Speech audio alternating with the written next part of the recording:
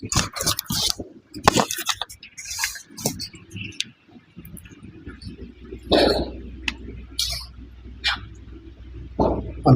لله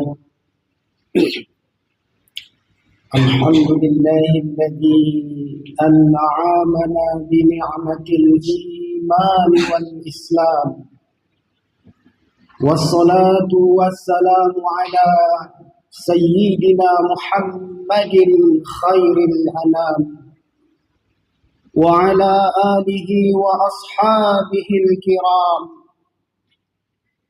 أشهد أن لا إله إلا الله الملك القدوس السلام، وأشهد أن سيدنا وحبيبنا محمدا عبده ورسوله صاحب الشرف والاحترام. اللهم صل على سيدنا محمد وعلى آله وصحبه وسلم أجمعين.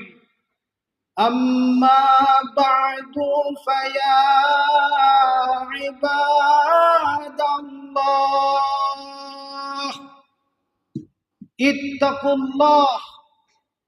اتقوا الله حق تقاته ولا تموتن إلا وأنتم مسلمون. قال الله تعالى في القرآن الكريم: نعوذ بالله من الشيطان الرجيم، بسم الله الرحمن الرحيم.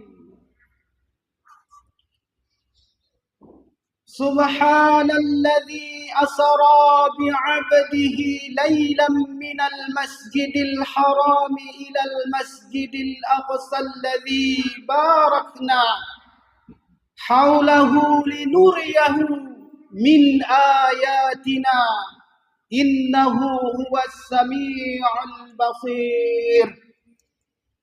قال النبي صلى الله عليه وسلم في كتاب الحديث: خير الناس من طال عمره وحسن عمله، من طال عمره وساء عمله. صدق الله العظيم وصدق رسوله النبي الكريم، ونحن على ذلك من الشاهدين والشاكرين، والحمد لله رب العالمين. Jemaah Jumat yang dimuliakan Allah Subhanahu wa taala, untuk mengawali khutbah kita pada hari yang mulia ini, marilah kita senantiasa berusaha untuk meningkatkan keimanan dan ketakwaan kita kepada Allah Subhanahu wa taala yang telah banyak memberikan rahmat dan nikmatnya kepada kita, sehingga tidak bisa kita hitung-hitung rahmat dan nikmatnya Allah yang telah diberikannya kepada kita. Di antara rahmat dan nikmatnya itu, pada hari yang mulia ini, kita masih diberikan oleh Allah Subhanahu wa taala umur yang panjang, umur yang berkah, sehingga kita dapat berkumpul di Masjid Syekh Hamzah Bansuri, Kampung Pasar Runding, Kecamatan Runding, Kota Sebelu Salam yang kita banggakan ini. Bersyukur kita kepada Allah Subhanahu wa taala, dengan sekurang-kurangnya kita ucapkan alhamdulillah. Kemudian bersalawat kita beriringan salam, bersalawat beserta salam ke penghulu alam Sayyidina wa Nabiyina Muhammad sallallahu alaihi wasallam. Semoga di hari kiamat kelak kita mendapat syafaatnya Rasulullah sallallahu alaihi wasallam. Amin Allahumma amin ya rabbal alamin. Maka sekurang-kurangnya hadirin jamaah Jumat yang dimuliakan Allah Subhanahu wa taala. Sekurang-kurangnya kita bersalawat kepada beliau dengan ucapan Allahumma salli ala sayyidina Muhammadin wa ala alihi wa sahbihi wa sallim. Hadirin ma'asyiral muslimin rahimakumullah. Tiada terasa bagi kita bahwa pada hari yang mulia ini kita telah memasuki pada bulan Rajab, bertepatan pada tanggal 20 Rajab 1447 Hijriah. Perlu kita syukuri bulan Rajab termasuk bulan yang mulia di sisi Allah Subhanahu wa taala. Kata Rajab berasal dari kata tarjib yang bermakna agung dan mulia. Allah Subhanahu wa taala memberikan keistimewaan terhadap Rajab, bulan Rajab, bulan yang penuh rahmat, anugerah dan kebaikan dari Allah Subhanahu wa taala. Menurut Syekh Abdul Qadir Al-Jailani dalam kitab Al-Ghuniyahnya, Rajab terdiri dari 3 huruf, yaitu Ra, bermakna rahmatullah, rahmat Allah. Kemudian yang kedua Jim, bermakna Zudullah, yakni kemudahan Allah. Dan yang ketiga Ba, yakni birrullah, kebaikan Allah Subhanahu wa taala. Lalu maksudnya, mulai awal hingga akhir bulan Rajab, Allah Subhanahu wa taala melimpahkan 3 anugerah kepada hamba-hambanya yang beriman dengan limpahan rahmat, kemudahan dan kebaikan dari Allah Subhanahu wa taala, menunjukkan kemuliaan dan keagungan dari bulan Rajab ini. Ma'asyiral muslimin rahimakumullah. Kemuliaan bulan Rajab semakin bertambah dengan peristiwa monumental Isra dan Mi'raj Nabi Muhammad sallallahu alaihi wasallam dari Masjidil Haram ke Masjidil Aqsa, dari Masjidil Aqsa menuju Sidratil Muntaha untuk menghadap Allah Subhanahu wa taala, Sang Pencipta alam semesta. Peristiwa itu diabadikan dalam Al-Quran, surat Al-Isra ayat 1 yang berbunyi, Na'udzubillahi minasyaitonir rajim, bismillahirrahmanirrahim. Subhanalladzi asra bi'abdihi laylan minal masjidil harami ilal masjidil aqsa alladzi barakna haulahu linuriyahu min ayatina innahu huwas sami'ul basir. Yang mana bermakna ayat tersebut, Nabi Muhammad sallallahu alaihi wasallam diperjalankan oleh Allah dari Masjidil Haram ke Masjidil Aqsa, dari Masjidil Aqsa menuju Sidratil Muntaha, menghadap Allah Subhanahu wa taala untuk membawa wahyu salat fardu 5 waktu sehari semalam yang kita ketahui pada detik ini.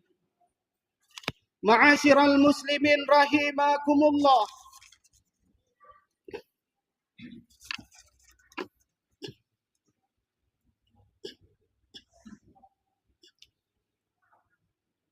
Dalam surat Al-Isra, peristiwa tersebut juga mendapat penjelasan dalam Sahih Bukhari, juz 5, halaman 52. Nabi Muhammad sallallahu alaihi wasallam bertemu dengan Allah Subhanahu wa taala untuk menerima wahyu salat, yang mana ketika itu diperintahkan oleh Allah kepada Nabi Muhammad solat 50 rakaat. Ketika itu Rasulullah sallallahu alaihi wasallam pulang bertemu di perjalanan dengan Nabi Musa alaihi salam. Maka Nabi Musa menganjurkan agar Nabi Muhammad sallallahu alaihi wasallam menghadap Allah untuk diringankan solat tersebut. Maka pada riwayat itu 3 kali Nabi Muhammad sallallahu alaihi wasallam bolak-balik menghadap Allah untuk menerima wahyu solat fardu 5 waktu sehari semalam. Akhirnya ketiga kalinya diwajibkan oleh Allah kepada Nabi Muhammad dan umatnya untuk melaksanakan solat 5 waktu, solat fardu 5 waktu sehari semalam. Ma'asyiral muslimin rahimakumullah. Peristiwa Isra dan Mi'raj yang terjadi di bulan Rajab semakin menambah terhadap kemuliaan bulan Rajab ini. Lantas amalan apa yang perlu dilakukan di bulan Rajab ini? Ma'asyiral muslimin rahimakumullah. Pertama, melakukan puasa sunnah di bulan Rajab. Melakukan puasa sunnah di bulan Rajab. Barang siapa berpuasa sunnah 1 hari di bulan Rajab karena iman dan ikhlas semata-mata karena Allah, akan mendapatkan ridha Allah. Akan mendapatkan ridha Allah. Kedua, barang siapa berpuasa 2 hari di bulan Rajab, ia mendapatkan kemuliaan yang tidak habis-habisnya, disebut oleh penghuni langit dan bumi. Dan yang ketiga, barang siapa berpuasa sunnah di bulan Rajab, akan dibangkitkan, akan diselamatkan dari bencana dunia dan ajab akhirat, penyakit gila kusta dan fitnah dajjal. Ma'asyiral muslimin rahimakumullah. Barang siapa berpuasa sunnah di bulan Rajab 7 hari, maka ditutup 7 pintu neraka jahanam untuknya. Ma'asyiral muslimin rahimakumullah. Ini bersumber daripada kitab Durratun Nasihin. Kemudian amalan kedua, selalu menjalankan kewajiban solat 5 waktu sehari semalam dan tepat pada waktunya. Solat 5 waktu sehari semalam ini adalah kunci daripada segala amal ibadah. Barang siapa yang sengaja meringan-ringankan akan solat fardu, sengaja tidak melaksanakan solat fardu, maka tergolonglah dia, kata Nabi sallallahu alaihi wasallam, kana kafiran. Na'udzubillah, na'udzubillah, na'udzubillah.